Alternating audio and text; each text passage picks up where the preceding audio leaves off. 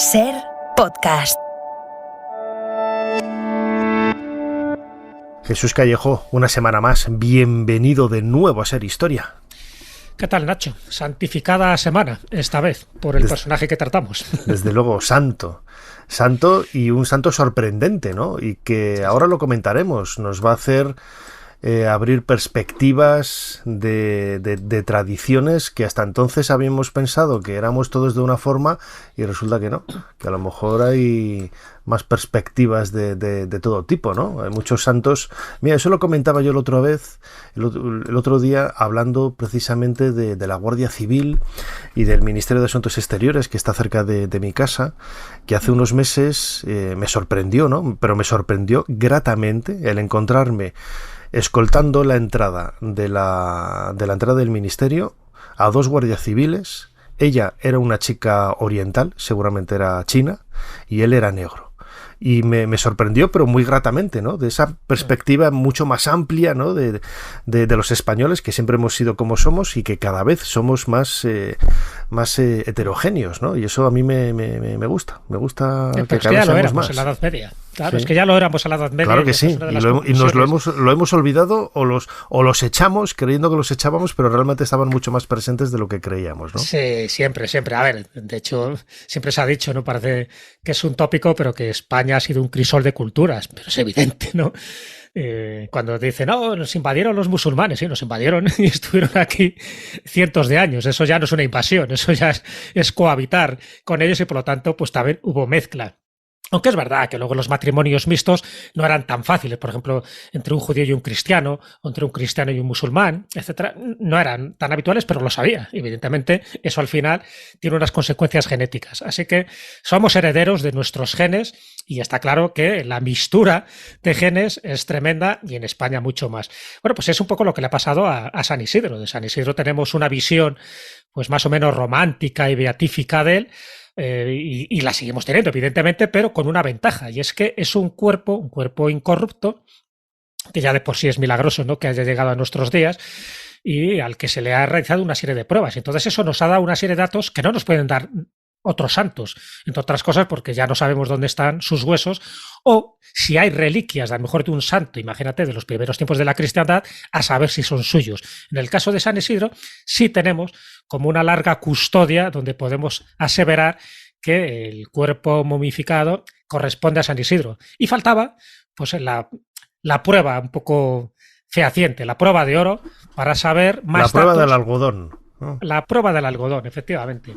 Que es, pues eso, meterle un escáner en un tag que se ha hecho en la Fundación Jiménez Díaz. Y bueno, pues vamos a determinar las cosas que se sabían o que se ignoraban de él y que ahora quedan contrastadas o no.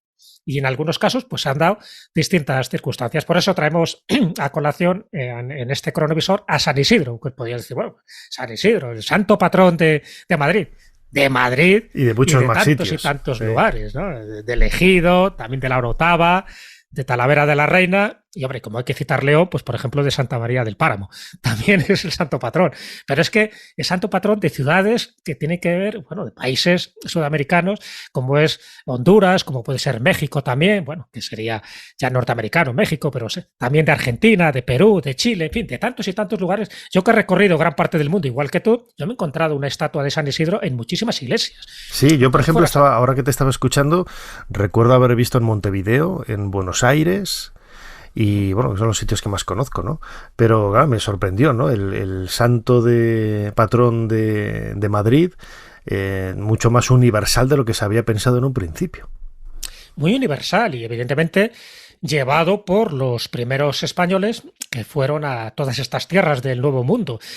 Pero por una razón básica. Primero, porque era muy venerado, y aquí viene ya una de las grandes contradicciones de la historia. Porque si era muy venerado, y estamos hablando de un santo del siglo XII, supuestamente murió en 1130, ¿cómo puede ser que le canonicen en el 1622? O sea, que se tiraron una buena temporada, unos cuantos siglos, pensando si este santo tenía que ser primero beatificado y luego canonizado en el siglo XVII. Esa es la primera incongruencia que hay, ¿no? Luego comentaremos alguna más. Pero evidentemente, además de santo patrón de Madrid, es el que se le invoca para las buenas cosechas, contra las tormentas, en fin, para que haya buenos cereales, buena comida, porque en definitiva es el pan nuestro de cada día y eso los agricultores lo saben bien y como los agricultores es una profesión que se extiende por todo el mundo, pues San Isidro hay que invocarle para que llueva cuando tiene que llover o que no llueva cuando no tiene que llover y sobre todo que no falte esa comida, esos cereales, ese trigo o esa cebada. Por eso se extendió tanto ese culto, a pesar de que cuando se extendió todavía él no era santo. Fíjate, ya tengo que él se le hace santo en 1622 y sin embargo los primeros que llegan a América, como te puedes imaginar, es a principios del siglo XVI. Bueno, pues todo esto es lo que le ha hecho que sea un santo muy carismático, muy, bueno, pues muy rezado y también al que se le atribuyen multitud de milagros. Y ahí es donde viene un poco también la historia, ¿no? de su forma de entender la santidad por el pueblo llano, porque él no formaba parte de, por supuesto, de ninguna aristocracia, él era del pueblo llano, y bueno, pues el convivir en el Madrid de aquella época, cuidado, que era un Madrid muy convulso, el del siglo XII, pues es lo que hizo que, bueno, pues se le atribuyeran muchísimos milagros, ahora lo comentaremos, y siempre quedó la duda si la momia en la que se veneraba y la que se sigue venerando, evidentemente, en la colegiata de San Isidro, que durante un tiempo, como tú bien sabes, Nacho, se convirtió en catedral, hasta que fue inaugurada la Catedral de la Almudena. La colegiata fue considerada la catedral y ahí estaba el cuerpo tanto de él como de ella, como de su mujer, de Santa María de la Cabeza, María Toribia, como se llamaba, y luego Santa María de la Cabeza porque su cabeza, su reliquia, su cráneo es el que se venera y el que está allí en esta iglesia. Bueno, pues todo eso es lo que hizo que al final dijeran, ¿realmente es San Isidro? Bueno, pues por fin, Nacho, se ha hecho ese estudio antropológico forense. Por fin sabemos la duda principal, que es un varón, es un santo varón. Imagínate que después del análisis te dice que es una mujer. Sí. Es un santo varón y con una serie de características que iremos detallándolas y que dan mucha más luz a un personaje histórico que evidentemente existió y que ahora sabemos muchas más cosas de cómo era y posiblemente de cómo murió y a qué edad murió, que es importante. Muy bien, Jesús Callejo, crononauta, como siempre. Tenemos aquí preparado el teclado de nuestro cronovisor. ¿Cuál es la fecha que nos propones esta semana para viajar en el tiempo? La fecha es el 28 de noviembre del 2022.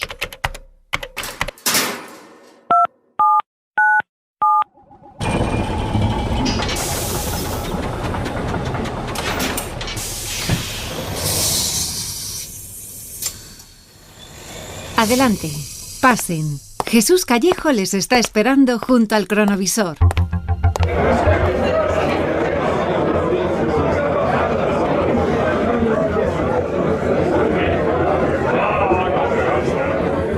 Bueno, Jesús, nos has hecho retroceder en el tiempo muy poco y ahí te estoy viendo. Así que claro, estamos ahí. Tenemos que tener cuidado, no sea que rompamos ese ciclo del tiempo y nos volvamos locos, que estamos ahí los dos junto con un amigo común, Javier Sierra, también lo vemos ahí, claro que Sierra.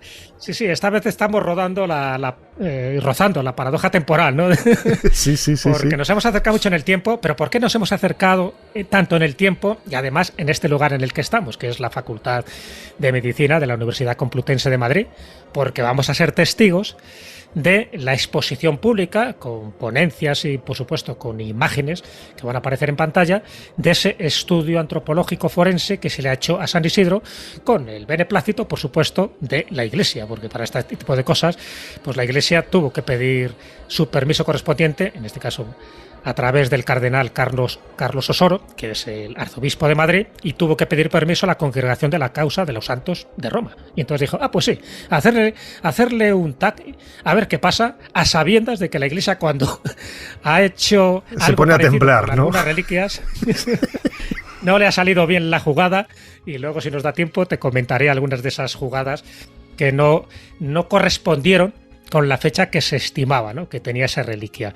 Bueno, pues aquí estamos y evidentemente somos testigos de un momento histórico en el que vamos a ver dos cosas importantes. Primero, las conclusiones de ese análisis científico-médico, además con las ponencias de varias doctoras, como es María Benito, como es Ana Patricia Moya, Mónica Rascón e Isabel Angulo, que son las que han hecho distintos análisis a los restos bastante bien conservados para la época que son de San Isidro. Entonces, bueno, pues y básicamente también, aparte de lo que vamos a comentar, vamos a ser también testigos del supuesto rostro que tendría San Isidro cuando vivía. Es decir, por fin se ha hecho un busto, por supuesto cogiendo todas las medidas del cráneo, y se ha hecho un retrato robot. Ahora mismo está tapado, pero en breve veremos que se destapa y aparecerá su rostro. También un rostro que va a llamar la atención, va a llamar la atención. Si quieres, Nacho, empezamos un poco por las conclusiones de este estudio de San Isidro. Más o menos de San Isidro, tú eres un poco ahora como el ciudadano de a pie, ¿no? Yo soy el periodista y te entrevisto. ¿Qué sabías de San Isidro? ¿Qué es lo que se comenta de San Isidro hasta el día de hoy? Si te pues preguntara, lo que conocemos todos, ¿no? Que era labrador, que hizo algunos milagros relacionados precisamente con la acción, ¿no? El trabajo de labrar, que estaba casado con Santa María de la Cabeza, que es el patrón de Madrid, y son quizás las etiquetas, pero desde el punto de vista físico no conocíamos nada. Desde el punto de vista... ¿Para ti era alto? Pues no, claro, si tenemos que viajar... La momia sí, porque la momia se ha expuesto varias veces. Claro, cuidado, claro. Ha sido exhibida, por lo tanto, bueno, sí, parece que era alto. Sí, vale. Si no has visto la momia, ¿no? y únicamente te haces con referencias de eso, de que estamos en el siglo XII, pues tampoco podemos esperar, ¿no? que fuera claro, muy alto. Pero claro, a raíz de lo que ha salido, yo mido 1,82, San Isidro era más alto que yo. Pues sí, te ganaba en santidad y en altura. Sí, te ganaba las dos cosas. Bueno, espera, de forma muy resumida, porque hay mucha tela que cortar y sobre todo hablando de San Isidro daría para 2 cronovisores. Pero bueno, lo que sí se aseguró era, efectivamente, que era un varón que realizaba trabajos manuales, en fin, se notaba por la densidad de los huesos, que murió en torno al año 1130, cual es interesante porque se habían barajado fechas muy tardías. Se había hablado también del año 1172 y fechas similares. Con lo cual, el 1130, sabiendo que nació en 1082, que de esa fecha nadie lo ha discutido, pues estaríamos hablando de un personaje de 48 años. Lo cual ya empieza un poco a chirriarnos con los datos que habíamos oído, porque también decían que era una persona muy mayor cuando murió, o sea, que era muy alto y muy mayor. Bueno, pues no era tan mayor. Es verdad que 48 años en aquella época era una edad, en fin, también bastante longeva, pero no tanto como nos habían dicho. Yo he oído y he leído hasta 90 años, decían. Bueno, pues eso habría que desterrarlo. Que, por cierto, coincidiría un poco con la bula del Papa Benedicto XIII, cuando la emitió en 1724 hablando de la santidad, y ya hablaba de que posiblemente tuviera estos 48 años. O sea que parece que la bula acertaba en aquella época, ¿no? Y la edad sería esa, una edad... Bueno, cuando digo 48 años es un poco como esa media, ¿no? Porque se habla también de 35, 48, pero bueno, vamos a poner la edad mayor, que fueron esos 48, porque sería la que correspondería con la bula del Papa Benedicto XIII. ¿Qué más cosas se están descubriendo o se han descubierto allí? Bueno, pues la causa de la posible muerte.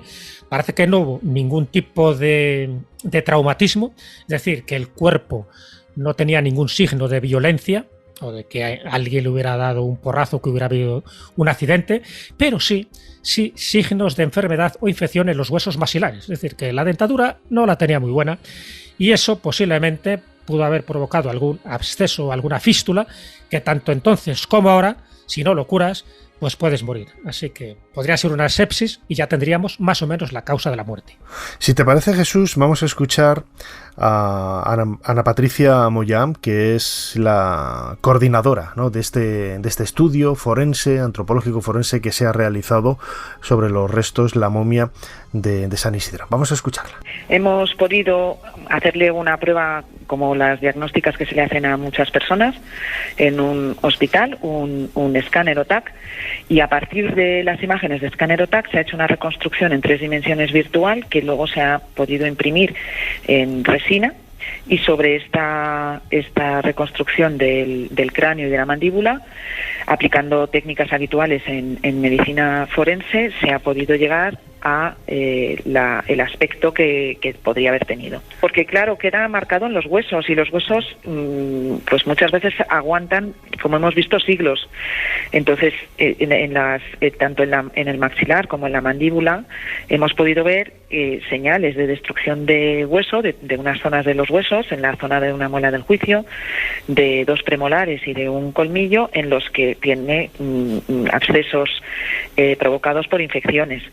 La estatura, bueno, eso ya se debía saber de antes, porque es verdad que a lo largo de la historia constan bastantes aperturas del Arca de San Isidro y bueno, pues autoridades, reyes, etcétera, lo han podido ver, y se veía que era una persona alta. De hecho, ahora sus restos miden aproximadamente unos 75 centímetros y 1,75 m, y bueno, pues los pies un poco, parece que están de puntillas, la cabeza un poco ladeada, pero sí que, bueno, pues hemos aplicado las técnicas que normalmente se utilizan en estos casos, y nos ha dado que debería tener una estatura alrededor de 1,85.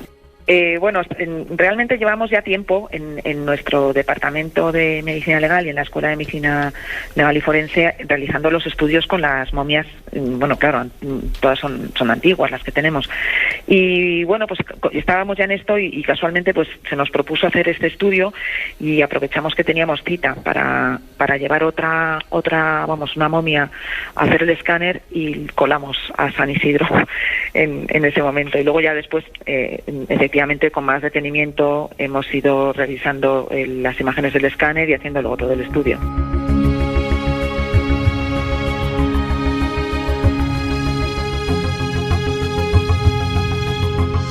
Escuchábamos ahora, ¿no?, como decía antes, a Patricia Moya, coordinadora del estudio forense que se ha realizado de los restos de San Isidro. Es un fragmento de una entrevista que me han entregado mis compañeros de Hoy por Hoy Madrid, Marta González Novo y Carlos Cala, que la entrevistaron pues al poco tiempo, ¿no?, al día siguiente, ese día 29 de noviembre, al día siguiente de presentarse los estudios.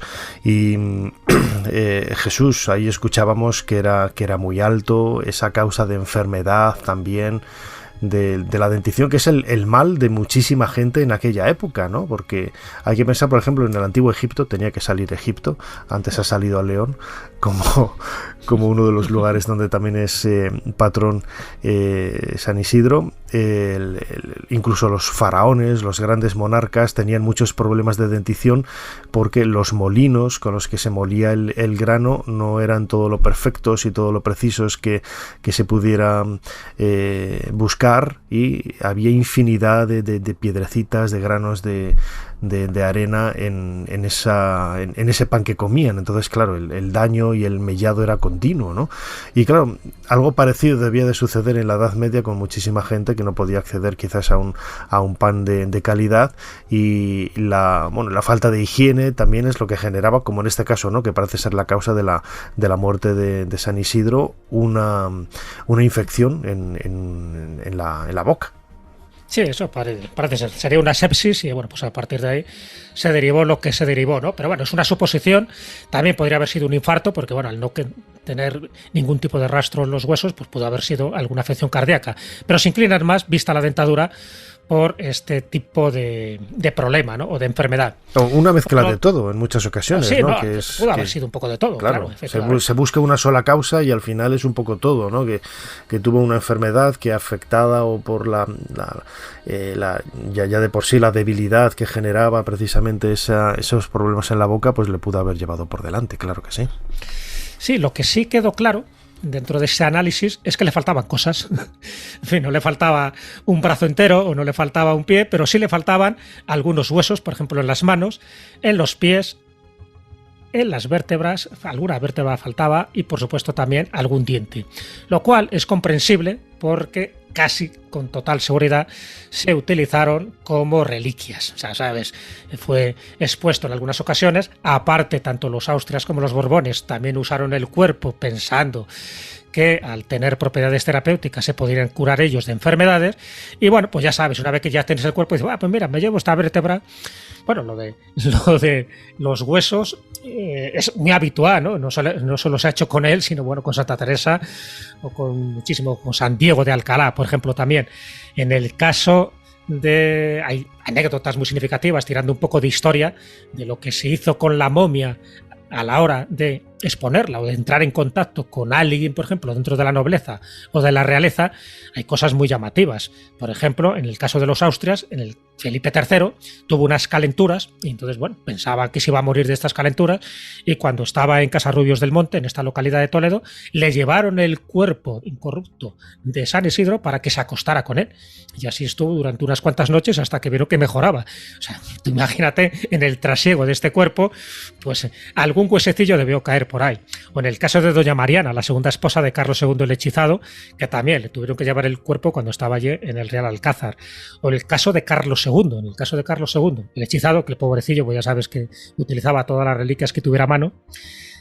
Uno de los dientes, que ese diente por supuesto habrá desaparecido, uno de los dientes lo tuvo bajo la almohada, y ese diente además se lo arrancó el cerrajero, un cerrajero que se llamaba Tomás. Entonces le dijo: tú que sabes de cerrajería, le arrancó uno de los dientes, lo puso bajo la almohada de la cama de Carlos II, y parece ser que en aquella ocasión se salvó y se atribuyó también el milagro a San Isidro. O sea que, en fin, con este trasiego, con este tipo de aventuras y desventuras, pues imagínate, ¿no? Suficiente. Incluso en el siglo XVIII un sacerdote le arrancó un mechón de pelo. No sabemos quién era, alguien anónimo, pero le arrancó también un mechón de pelo. Bueno, pues, ¿qué quiere decir? Que efectivamente faltaban trozos. Y uno de los datos más interesantes, y ahora pondrás el corte para que entre en detalle, es que se encontró una moneda en su... bueno, pues sería en el esófago, lo que sería ahora en la garganta, y que apareciera una moneda allí era muy llamativa, y entonces ahí entra una indagación y se supo y se ha sabido de qué época es esa moneda. Alguien la debió meter ahí, no sabemos quién ni por qué. No, eso ya casi se lo dejamos mejor a los estudiosos de la historia y a los que quieran buscar documentación. Les podemos dar alguna pista para que empiecen a tirar del hilo. Nosotras no sabemos con qué intención se puso, y bueno, igual le querían pedir un favor al santo, un milagro, un fuese de agradecimiento. No sabemos si fue el propio rey Enrique IV que metió su moneda o fue otra persona. No lo podemos saber. Eso es, bueno, que lo tienen que investigar otros. Bueno, en breve me imagino que, bueno, nos ha comunicado la archidiócesis que quiere publicar el informe completo en su página web. Me imagino que en los próximos días o en la semana que viene o así estará. Y bueno, luego más adelante me imagino que también se podrá difundir, a lo mejor por más específicamente desde el punto de vista científico, con más detalle. Era de nuevo la doctora Ana Patricia Moya en esas declaraciones que hizo para Hoy por Hoy Madrid, el programa de nuestros compañeros Marta González Novo, y en esa entrevista con Carlos Cala también, en donde se nos hablaba de la moneda, que es en realidad pues uno de los grandes misterios, ¿no?, que se añade a la historia de estos restos, que hace una moneda de Enrique IV, que es muy posterior. Muy posterior, es de 1463, bueno, 1463, cuando se sabe que Enrique IV de Castilla visita la momia. No quiere decir que él depositara esa moneda, pero bueno, estamos hablando de una moneda del siglo XV, cuando San Isidro muere en el siglo XII. Claro, aquí viene lo llamativo. Al saber ya la moneda, que es una blanca del rombo, como se llamaban este tipo de monedas en la época de Enrique IV, ya descarta una hipótesis que sería la más plausible si nos hubieran pedido opinión a ti o a mí. Y es que sería el óvulo que se da a los muertos para que pueda traspasar la laguna Estigia, en fin, el otro lado, y que es lo que te pide el barquero, ¿no? El barquero Caronte, que sería utilizando la mitología griega, pero que también durante el cristianismo este tipo de prácticas paganas también se utilizaban y se colocaban monedas en los ojos y a veces moneda en la boca, que luego evidentemente pasaba, ¿no?, al resto del esqueleto, porque era la forma de pagar tributo a la hora de cruzar ese otro lado, ¿no? Bueno, en este caso no es así, porque evidentemente la moneda no es coetánea del momento que le tocó vivir a San Isidro, que por cierto, han empezado a mirar un poco también los rasgos genéticos, porque podríamos decir, bueno, pero San Isidro, después de que hemos hecho esta introducción de que somos una mezcla de culturas y de razas, San Isidro al final, ¿qué era exactamente? Bueno, pues aquí viene otra de las conclusiones. Lo que te iba a comentar, ¿no?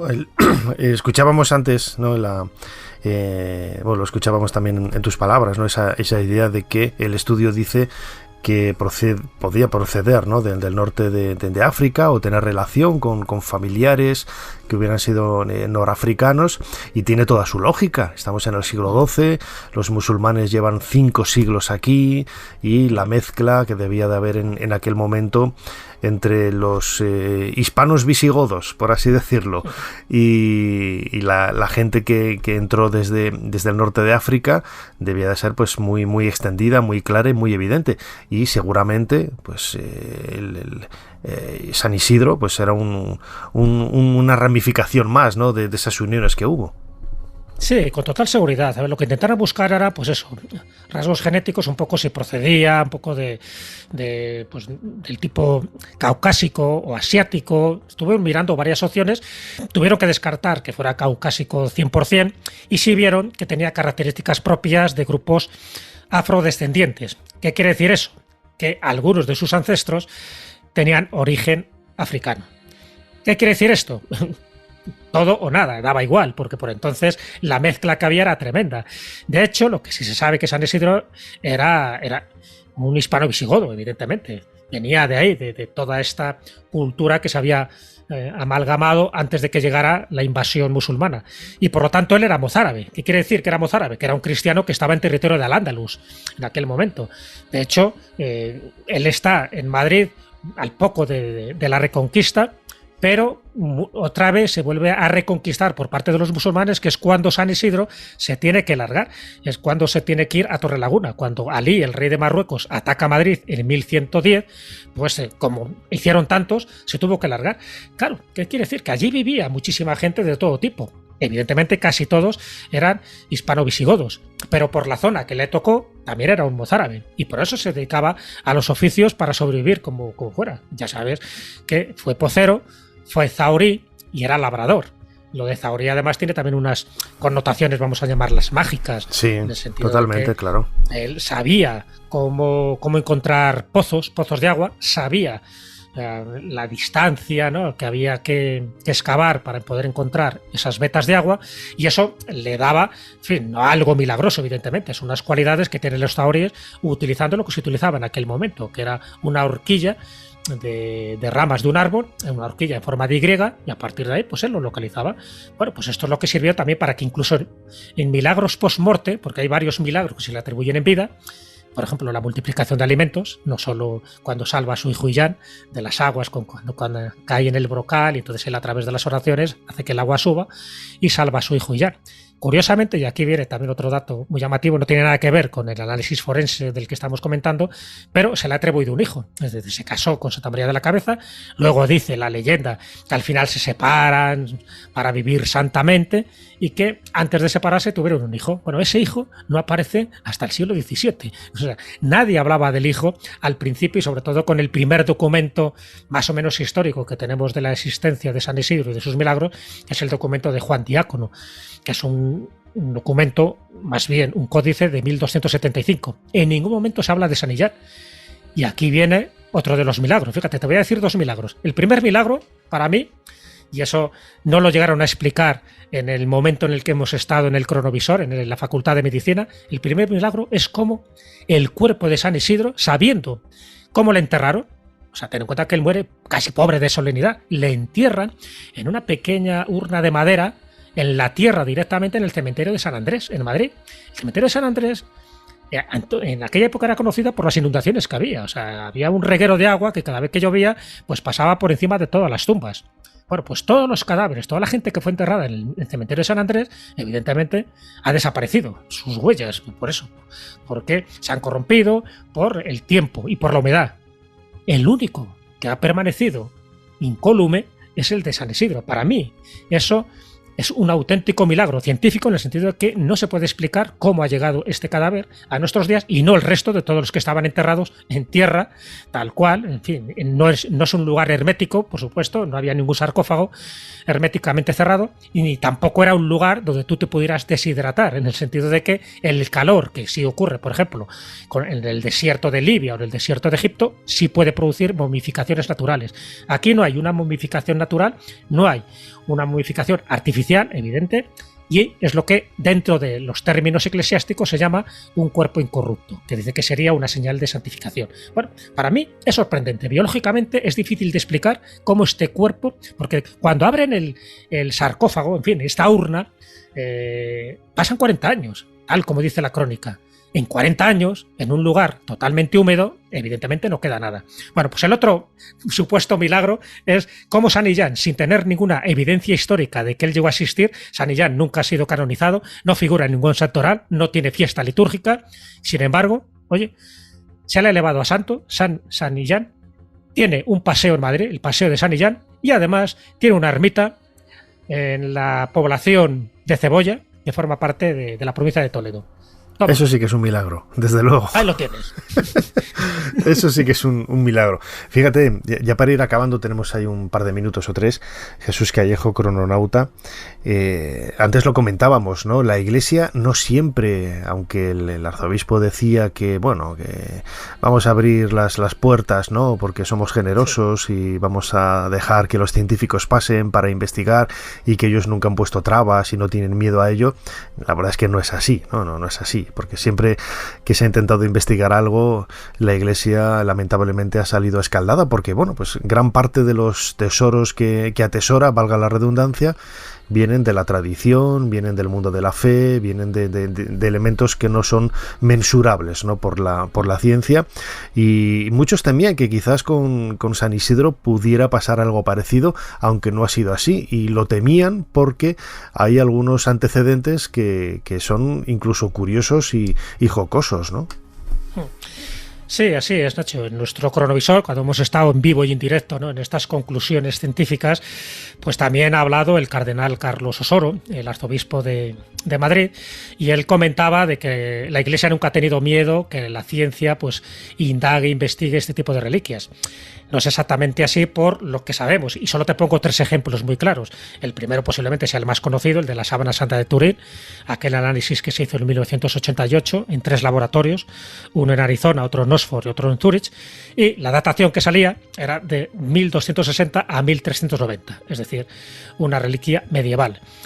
También se hizo un análisis del carbono 14 con el pañolón de Oviedo, con el lino, y en 2 laboratorios distintos, y lo que salió, la cronología, es que era del siglo VII. Y también se hizo con el Titulus Crucis, con el trozo de madera, se hizo un análisis en el año 2002 por parte de la Universidad de Arizona, y esta reliquia, que se conserva en la Basílica de la Santa Cruz en Roma, pues dio una datación entre el 980 y el 1146. En fin, como ves, en ninguno de los 3 casos hace 2000 años, que es cuando debería corresponder esas 3 reliquias. No entramos en la veracidad, si hubo contaminación de la reliquia, no entramos en este tipo de cosas. Me refiero que a día de hoy, a nivel oficial, a nivel científico, en estos laboratorios, estas 3 reliquias, que son importantísimas, la ciencia pues no ha estado en consonancia con lo que diría la fe. Pero bueno, ¿eso le quita credibilidad a la reliquia? Evidentemente, para mí no. Las reliquias, tú si crees en ellas, estupendo, y además, de hecho, la opinión oficial de la Iglesia es que normalmente nunca toma posición sobre ninguna reliquia. Dice que ahí están para la veneración, y si alguien cree en ellas y alguien las reza y si alguien se cura a través de ellas, pues bienvenido sea, pero nunca tendrá como el apoyo oficial del Vaticano o de un obispo o de un cardenal determinado. Con lo cual me parece una postura muy prudente, pero cada vez que una reliquia se somete al análisis del carbono 14, que por cierto, el cuerpo de San Isidro no se ha sometido ni al carbono 14 ni a las pruebas de ADN. Había razones para no someterlas, pero sí han sido muy gratificantes en cuanto se ha comprobado lo que se sabía de San Isidro, y además sabemos algo más que hace un mes no teníamos ni idea. Ahí está el secreto y la magia de la ciencia, ¿no? Que es un poco lo que nos ayuda a reconstruir nuestras propias tradiciones tan importantes, ¿no? Como seres humanos, lo hemos dicho siempre, con todas las comillas del mundo, no es tan importante los resultados científicos, sino la historia que hay detrás de ellos, ¿no? Que nos ayuda a comprender nuestras tradiciones, nuestro pasado, el mundo de nuestros ancestros, y en definitiva la magia del ser humano, que es un poco lo que rodea a este cronovisor que hemos dedicado a la la figura de San Isidro el Labrador, uno de los santos más importantes del santoral católico y que marca un poco el devenir de muchas ciudades y de muchos pueblos a lo largo de todo el mundo. Como siempre, Jesús Callejo, crononauta, muchísimas gracias una vez más por habernos ayudado a hacer un poquito más de historia. Muchísimas gracias a ti, Nacho, y como diría un franciscano, paz y bien. Suscríbete a Ser Historia. Todos los episodios y contenidos adicionales en la app de Cadena Ser y en nuestros canales de Apple Podcast, Spotify, iVoox, Google Podcast y YouTube. Escúchanos en directo en la Ser los domingos a la 1:30 de la madrugada. Cadena Ser. La radio.